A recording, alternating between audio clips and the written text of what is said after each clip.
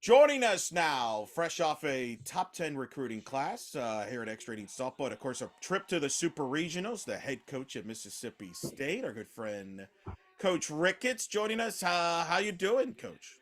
I'm doing good. Thanks for having me. Let's talk about, obviously, this momentum you've had. I mean, you just had a top 10 recruiting class. They just announced, obviously, you're going to be playing in Clearwater in the marquee tournament there. Take me through this momentum, the offseason, after the great finish last year, getting to the Super Regionals. What's been the off season like since that great run you had in the postseason? Yeah, it really has been a whirlwind. I think it's definitely generated some buzz around the program, both in the community in Starkville and in the softball community as well. And it's something that we're trying to build off of. But I think ultimately remembering day to day what's important to us and our foundation, and it's getting back to work and not being satisfied with where we finished. And it's a balancing act. Obviously, we're definitely grateful and appreciative for kind of the newfound support and the new fans that maybe found us, and we want to do everything we can to keep them coming back. But ultimately, that takes a lot of hard work and a lot of stuff behind the scenes, and we know that it's going to be a blue collar approach, and that's what makes us who we are. So it's been trying to continue to keep that focus while build off a little bit of the excitement and the momentum around the program as well. When you think back to last year, what comes to your mind? What comes to your mind when you think back to last year, which was a very historical year as it played out? Yeah, I think ultimately the thing that I really just enjoyed the most about last year, and the way we finished, was just how much it meant, not just to that team, that senior class, but really the ones who came before them as well. And it's just a group of young women that bought into Mississippi State and to the staff and to this team for that reason, to take this program where it had never been before, to make history for Mississippi State softball and to leave their mark. So just really proud of this group for being able to do it for themselves, for the ones that came before them. And ultimately, when you have players like Mia Davidson, Annie Willis, Montana Davidson to do it in their last season with us, players that bought in before it had happened, just really made it that much more special for us there at the end. Take me through that day, that tournament in Tallahassee. You came from the losers bracket. That's the thing that was one of the more remarkable achievements, because you had to come out of the losers bracket. You had to be, play beat South Florida. Then you play FSU twice in their place and outplayed them twice, which was the headliner in the that day in the sport. I mean, it shocked a lot of people. Just take me through that tournament, because you faced adversity, but maybe fitting in a way, because you started out slow and you picked it up, but kind of like you did during the season. Yeah, honestly, I would have expected nothing less from us. And I think you're right. That's just kind of the Mississippi State way, and we like to take the tough way. But we're good with it. We're good putting in the work and really kind of grinding through. Really, if you ask my pitching coach, Josh Johnson, he said going into the weekend, he said, our best bet might be to lose game one.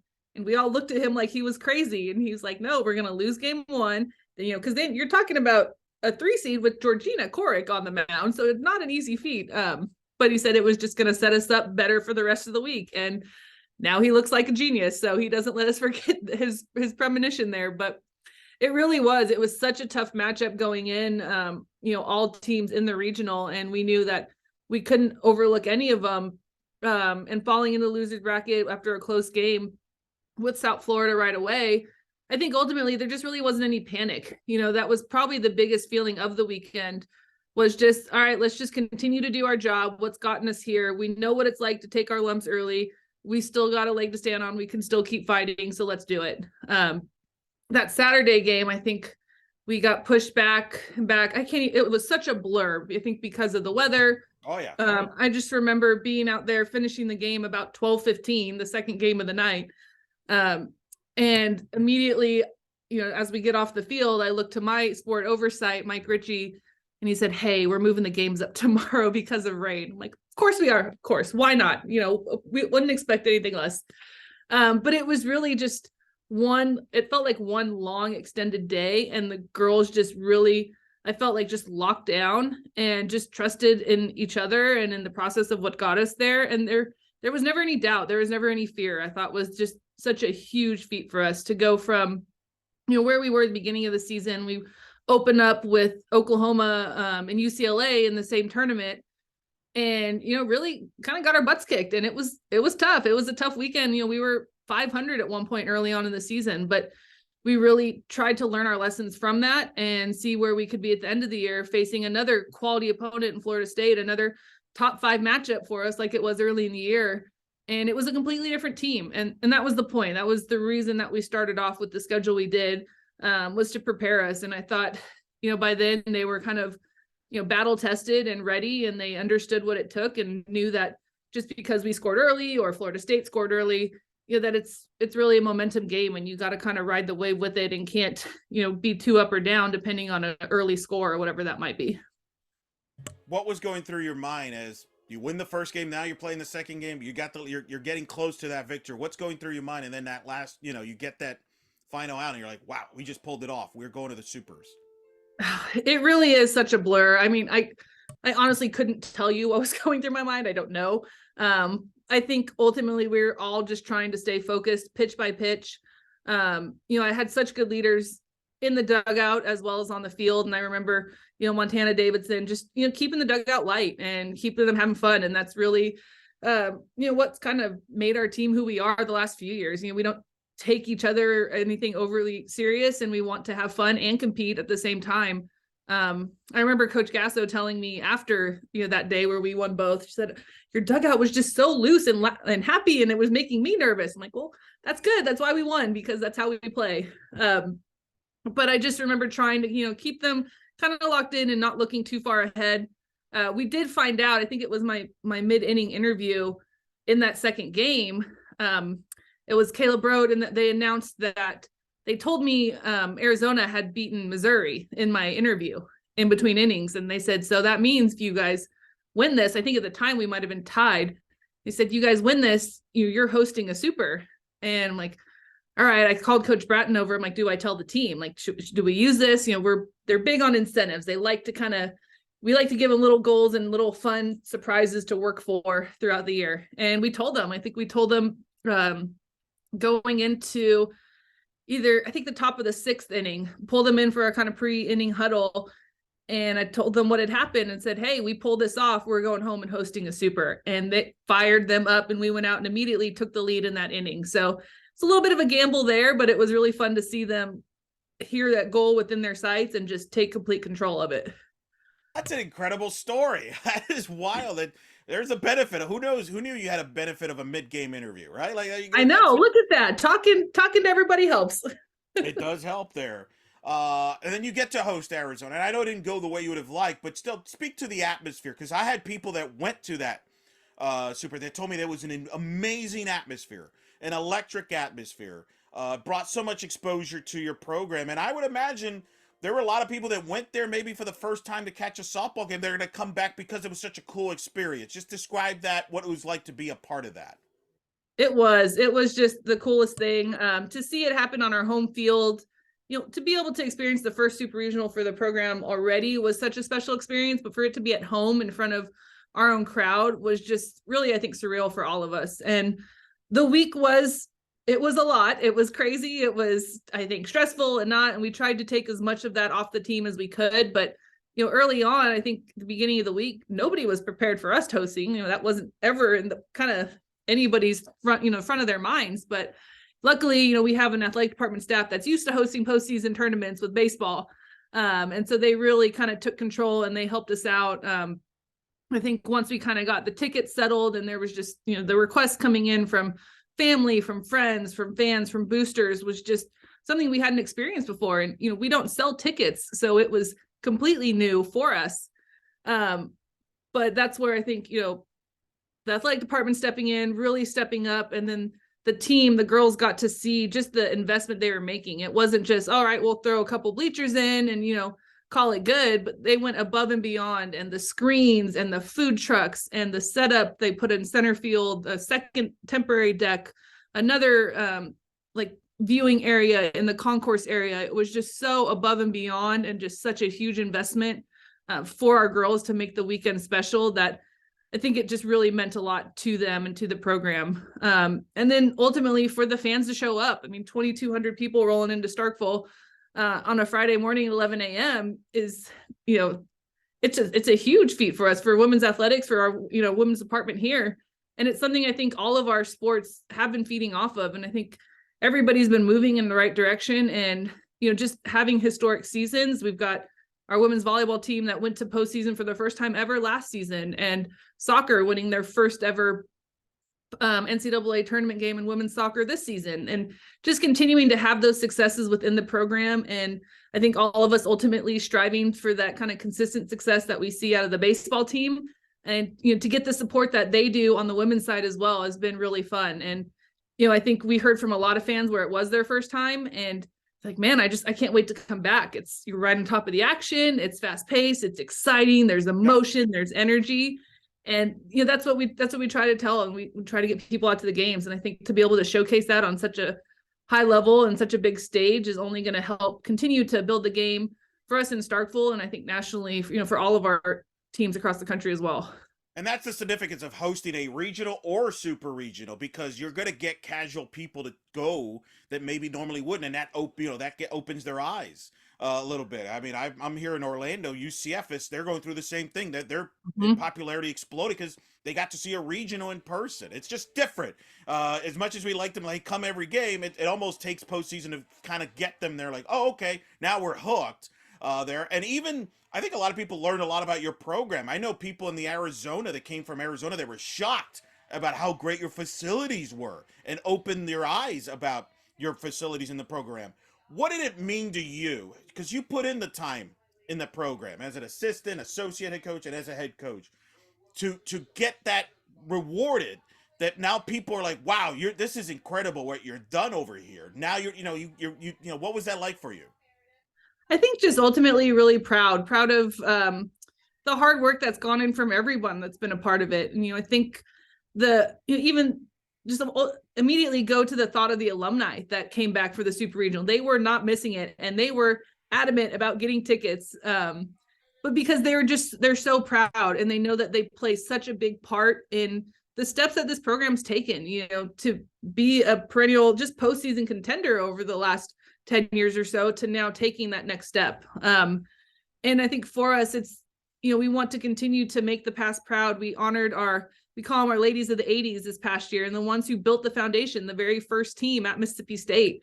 And so we do take a lot of pride in trying to build on a history and then now give us something to strive for in the future. And I think, when they have those ties to someone besides just the current team, that really kind of helps propel us forward in what we're doing. And now I think the biggest message is not being satisfied with it. Yes, like we're so thrilled to have made history and to be the first super regional team, but we don't want it to be the last one. And now how do we continue to build off that success and to be a contender year after year and to continue to compete? And I think that's what we're selling in our vision with our recruiting, bringing in players like we have the last few years. And for the players that bought into that before we had the super regional, before we hosted, I think it just says a lot about them and their families and their trust in us. And we're just looking to continue to build off of that. You've been building strong recruiting classes, so it wasn't necessarily a surprise you had a great recruiting class, but it did make it was noteworthy that it was a top 10 class this year. How much of that, the postseason run, helped maybe clinch a couple of those kids that maybe were on the fence, or did you do this a difference? Did that make a difference in maybe some of the kids in the recruiting class? Obviously, you were building this prior to that, and like I said, you've had good recruiting classes, but I would have to imagine that really helped. Yeah, the class we just signed last week, our top 10 class, definitely super athletic class. They're right along the lines of what we brought in this season, and what we've been working for, with our coaching staff for the last 4 years. And it's just overall athleticism, players that have multiple tools that, aren't just kind of stuck in a one tool role, but they can hit for power and average, and they can steal bases and play defense and have a great arm. Really just trying to find like more athletic, more utility type kids. And, I think that we believe in that vision and how we can develop those types of players. But yeah, that class we just signed, we've been working on them since really last fall when we could start recruiting that age. And it takes, I think, a player that's going to buy into the vision and understand, of what the vision of this program is, but also that there's hard work and that, even with the super regional or with what the facilities, like we're still going to be counted out, whether it's in the SEC or on a national scale. We're going to be blue collar, chip on our shoulder type of program, because that's how historically we've been. And that's how this university and this athletic department have been. And I think we feed off of that. So, we try not to let it go to our heads too much, but it's how do we get better and get back to work? Because people still are probably going to count us out even after last year. But I do think, now we're working on the next group of recruits, the junior class, and it's been helpful now. This has kind of been the first round of new recruiting and new visits where we have that super regional experience and everything to show them from it. And so it's definitely, I think, been a little bit different for us on that scale. And now like maybe the type of athletes and the teams that we're recruiting from. But ultimately, I think we know what makes us successful, and it's getting the right types of kids from the right types of families that are going to fit into our program. And that's something that we're going to continue to work for, no matter how the season ended for us too. You're one of the few people that can say you've won a regional as a player and now as a head coach. Does it feel different? I mean, compare the because not many can say that. It's definitely more stressful as a coach, I'll tell you that. But it is, it's when you're in the dugout or on the field as a player, you have a little bit more control, but you're in a different mindset. You talk about a flow state for an athlete where you're not worried about anything else. You're just locked into your game and doing what you can to contribute. Once you're not even on the field as a coach, you're sitting in the dugout the whole time. But it's have I done my job to this point, and are they prepared? And there's not a whole lot of in game that you can actually manipulate. I mean, you're going to manage the game and try and put people in best situations to be successful, but it's a lot more stressful, a lot more overthinking when you're in the coach's side of things, because I think you never get the ball in your hand. You never get the bat. I don't get to step into the box anymore. But I do think ultimately having that super regional experience for this team, I have a lot of returners, and for them to get that feeling of being 2 games away from Oklahoma City is the best thing that we could have done. Before that weekend, I think, I was one of the only ones in the dugout that had ever played in that game before. It was, I think, me and Alyssa Loza, our GA, that had ever played in a super regional game. And it was different. And I think you could see that, you could feel it from the team after the loss. Just, it didn't sit right with a lot of them watching somebody else celebrate on our field. And they were mad. They weren't sad. They were mad. I'm like, good. That's what we needed. I needed you to feel. That was never something I was going to be able to manipulate in practice or describe. But I think just that experience is going to really help propel us with that they received in that super regional. Now, you mentioned earlier the message you gave the returners and this group, this year's team, and you mentioned the group of the players that you lost at graduation, a great legacy group. I'm not even going to mention their names again because I'm still in denial that they're not playing for you. Like, I'm still believing they're going to be in your lineup on opening day, but I'll take your word for it. You don't replace those type of players, but others have to step up, and that creates opportunities. Let's start in the offensive end. Who are some of the players that you got a lot of players coming back, so that helps. But who are some of the players you're leaning on to be your leaders as far as vocal leaders, and then also obviously production? Yeah, I mean, offensively, I think we return a lot. We're returning probably around 80% of our production, which is nice. But the big part you're missing is Mia Davidson, which you don't replace. I think for us, we're not trying to replace the numbers we receive from Mia. And I think what we're looking for now is probably just more consistency from the entire lineup, not maybe being so top half dominant. But we also might look a little different. I think where we might not hit as many home runs as we did last year, we might steal more bases. And I think we're more athletic, we're faster. I would look out for a little bit more of that. I think production wise, Chloe Malaulu has done a great job just continuing to get better and better offensively, as well as a leader for this team. And I see her having another huge role for us offensively. Paige Cook is one I think it kind of gets overlooked. Hasn't really been talked about a lot, but she's been a very consistent, strong bat for us the last few years. I think you could see Mata Fa'apito, filling some of that power void. She hit 14 home runs for us last year, and she was pretty up and down. I think if we can get her a little bit more consistent with her approach, she's gotten a lot stronger this year as well. She could definitely kind of up some of those numbers as well from an offensive production, power, RBI, home run type perspective. But I think those are some big ones I'm looking towards. Kirsten Landers, our transfer from Florida State, I think is going to be another big impact one. just a super explosive, dynamic athlete. And she's not even truly 100% yet after her injuries, but she's done a really good job of taking care of business and doing what she needs to do to get back on the field this year. And she's fast, she's explosive, she can hit, she can slap, and I think she's going to be a really fun piece for us to add into our lineup this year. How do you feel about your pitching staff? Which that helped too. So you got some great big time pitching. You mentioned who you there. How do you feel about your pitching staff this season? Yeah, again, I think the experience that we have coming back is going to be a huge piece of it. Aspen Wesley through that first elimination game against Florida State and just completely, dominated the whole game from start to finish. And I think she's been a winner her entire life. She's been competing for championships since the 7th grade, Mississippi high school circuit. And just, it's been fun to watch her continue to grow and get better and better. And just, again, she's one of those players that wants to go out there and prove people wrong. People say you're too small, you're 5'3", you can't pitch in the SEC. And she just goes out there and does it anyway. And she's just so composed. And she's, I think, another one that's matured a lot and really taken on more of a leadership role this year with the graduation of Annie Willis. And I think she's ready. She came back exactly how she finished last year, just ready to pick up right there. She's continuing to work on her arsenal and seeing what else she can add to get people out. And I think she's ready for that number 1 role and to kind of be that frontline starter, which last year her and Annie really did share the brunt of it. But I'd look for her quite a bit. And I think another one I'm excited to see what the experience does for is Kenley Hawk. She went from 8 innings 2 years ago to 99 last year. And, it was a big learning curve for her, kind of having to learn how to be one of the ones that were relied on a lot and getting the ball in big moments. So I think she learned a lot last year. I think it was a big learning curve for her, but she's just got so much talent in that arm of hers, and excited to see what she can continue to do with some more innings. I think Mata, again, another one for us that's going to be impact both sides of the ball. And I could see her getting a lot more innings. She's, had a year now with Coach Josh. She's really kind of completely revamped her pitching arsenal from when she transferred in. Had a year now, a full year in the weight room, and has really started to buy in and is getting stronger, which is scary. But she's one that I would see her innings that she throws to jump up a lot as well. So definitely those 3. And then I think we've got a couple freshmen that could come in and be an immediate impact for us that I would expect to get some innings. Sounds like you like the depth.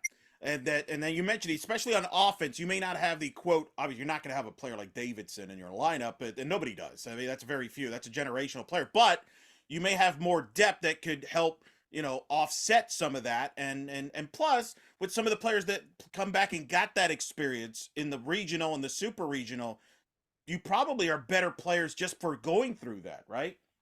Yes, absolutely. I think that's a great way to put it. I think our experience that we're looking for from our upperclassmen who've been there, we're looking for that to translate into some depth and to give us some options on the mound as well as in the circle or on the field and in the box.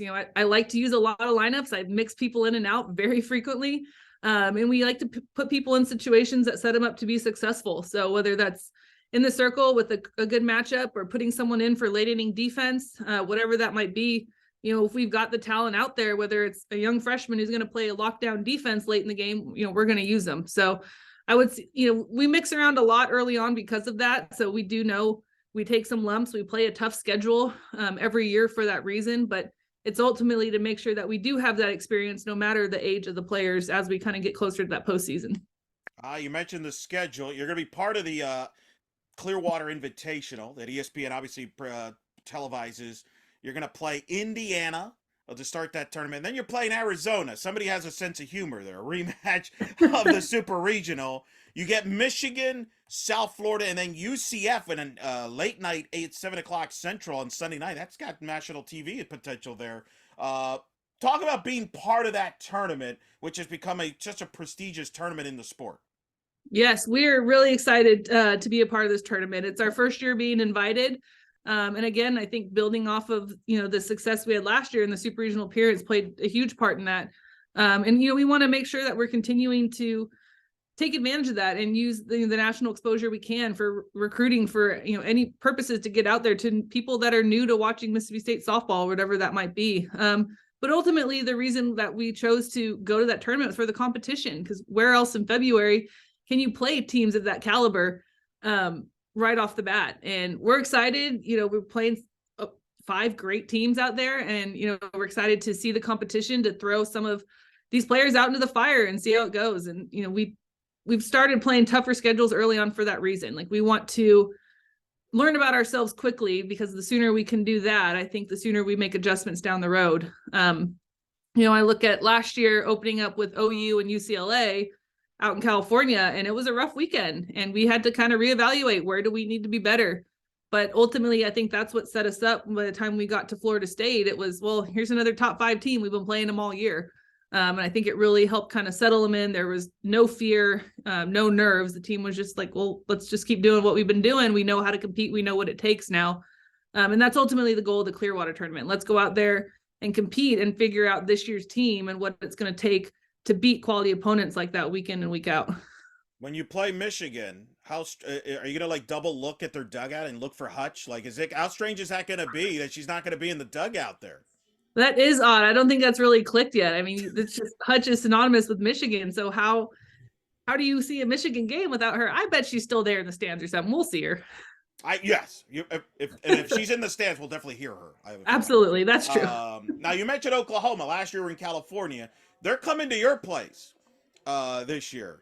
The biggest question I have about this is Coach Gasso going to reach out to you for advice on where to eat, or is she just going to go to Kalani and ask her instead and go around you? How is that going to work? It'll probably be her director of operations, Jackie Livingston. She's running that show anyway. So she's just going to defer to her to go reach out to her. Go reach out to her. Ask her where to go. Okay. Yeah, it'll be interesting when they're here. I'm excited. I've kind of been bugging her to come play us in Starkville. And I'm excited they are. I think, one, just to continue to build off the momentum and get the fans out to softball games in early March, and 2, just to play the best of the best. Ultimately, that's our goal, right? We need to play against them. We need to learn how to compete against a team like that. And then, it gives us that kind of home field of a postseason game in March. Again, how can we prepare for the postseason? Well, let's get what it feels like to play that type of a team at home in front of a home crowd early on in the season. And it's all about setting us up for the end of the year.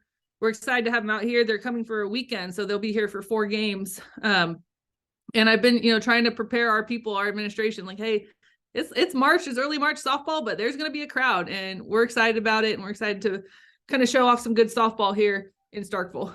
Yeah, that's a very smart idea, because that could be one of your biggest regular season crowds ever. I mean, that's going to be, and obviously it's a prelude to the SEC down the road when they join. Mm-hmm. Now, you've played Oklahoma before, so it's nothing new, but this is unique because it'll be in your park. That's got to be a proud moment there for both you and Coach Gasso there, too. The fact she's coming to your place, that's got to be a proud moment for you there when you shake hands on there at your place. Yeah, I know, we're definitely excited. And we've played them pretty much every year, I think, since they've taken over. And some people think I'm a little crazy for that. But, we want to play the best of the best so we can, learn how to be the best. And, what's better than them. And I think right now, she's just been such a great mentor for me in this whole process, whether it was early on taking over every year, any kind of ups and downs throughout the season. And then even last year, the super regional, she was like one of my first calls that next day on the bus, and we're headed back, and just like, hey, this is new for me. Do you have any advice on how to handle this? And she's just always done such a great job for myself, for her other former players that are now coaching, that I'm just so thankful to have her as a mentor in my corner. And I'm excited to be able to bring her back and host her and, hopefully show them a really good time and a first-class experience in Starkville. Part of what's probably going to be the best home schedule in school history. I mean, you've got Arkansas, obviously, in conference play coming in. Alabama's coming in. Kentucky's coming in. Oklahoma. That's just a sample. We're not going to give everything away. But, I mean, that's an exciting schedule that I think people are going to be open their eyes when they see it. And it's like, you better get your tickets quickly. Yeah, so we should sell tickets so they can get them quickly, right? That's what I'm saying. You got me. You saw where I was going with it. See, that's yep. I wasn't going to say it outright because trust me, that's pretty good deal. Like, that's a heck of a home schedule you got. It is. Yeah, we're excited. We are on the road more in the preseason than normal because of some construction we have going on with our indoor facility. But I think when we get back home, we're excited to take advantage of the weather that we do get and play a tough schedule. And we expect to take some bumps and bruises and that's kind of how it seems to be for these teams here. I think of my first year, we took over and had a really tough stretch to the SEC open the SEC season. And that's okay. I think that's how we learn about ourselves. And we really have to get, everyone buying into what we're doing. And for some reason, for this program, at least, it takes some rougher outings. And obviously the sooner we can learn those lessons, the better. Hopefully we learned them in the fall this year, but we never know.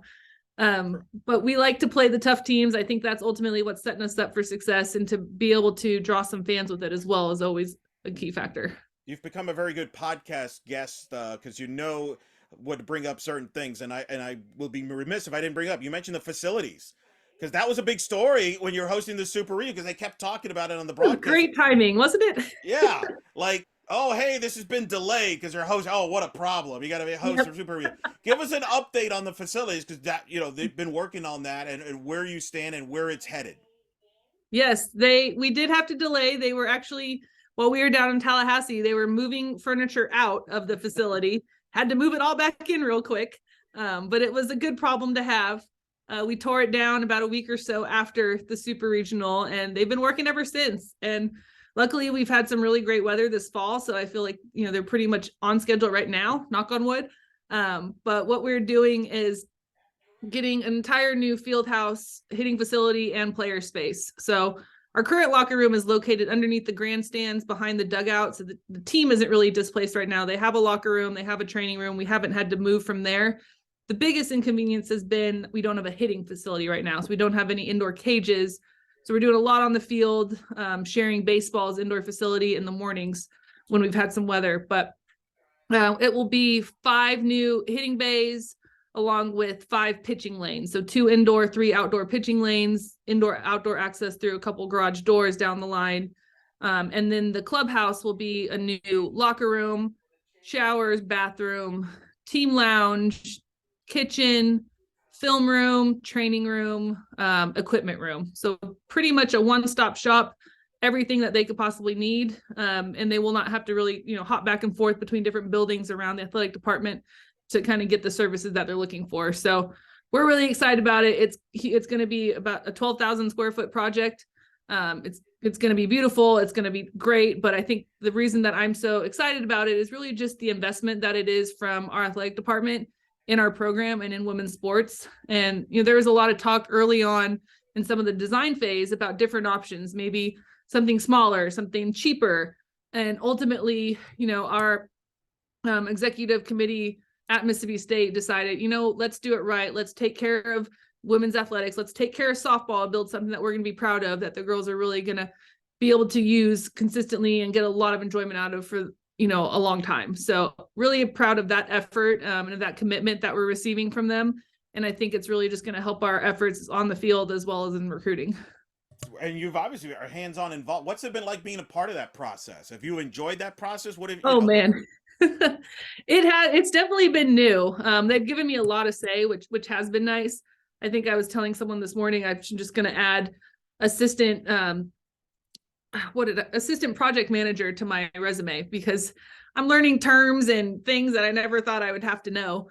But I appreciate being kept in the loop. And sometimes there's small details, like, do you want your outlets low or do you want them high? I'm like, okay, but ultimately at the end of the day, we want to make sure we get it right, and that it's not something we look back on after and wish we'd paid attention to a few more details here. And ultimately, the entire space is for the student athlete. Like it's not about the coaches. It's not about anybody else in there. It's giving them everything they could possibly need in one stop.